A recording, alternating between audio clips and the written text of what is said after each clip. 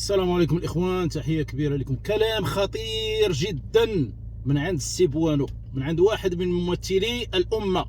ماشي قالوا نيمبورتو كي، قالوا بوانو واحد من ممثلي هذه الأمة وفي قبة البرلمان. سمعوا شنو قال.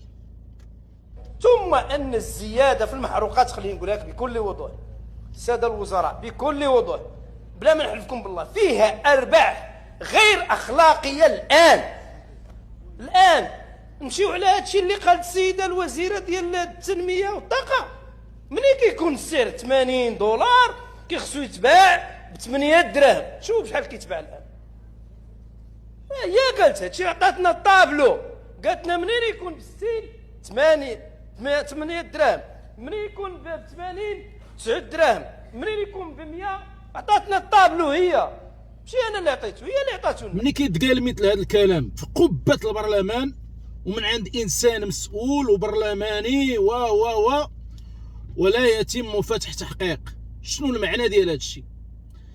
عاد غادي نهضر عليه انا، ولا يهضر عليه من الصفحه فلانيه، ولا اليوتيوبر فلاني، ولا اليوتيوبر فلاني. الا كانت كيقولها مسؤول في قبة البرلمان كيقول بان هادو راهم شفاره، راه هذا هو المقصود من انهم ارباح لا اخلاقيه. راه الشفار راه الارباح ديالو لا اخلاقيه، بان هاد الناس هادو راهم لصوص كيديو، يعني كيسرقوا جيوب المغاربه.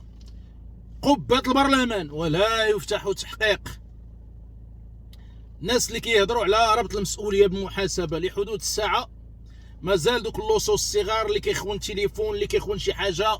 راك شفتوا دابا الاحكام كيفاش ولات.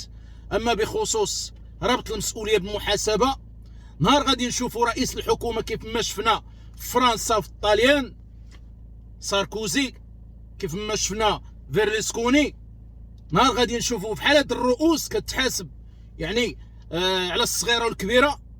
ديك الساعه كونوا على يقين بان البلاد غادا تتغير بواحد الوتيره اللي توصل يعني القمم ان شاء الله باذن الله. اما لحدود الساعه وملي كيتقال مثل هذا الكلام في قبة البرلمان ولا يفتح تحقيق، فالامر صراحه كارثي ولا يبشر بخير.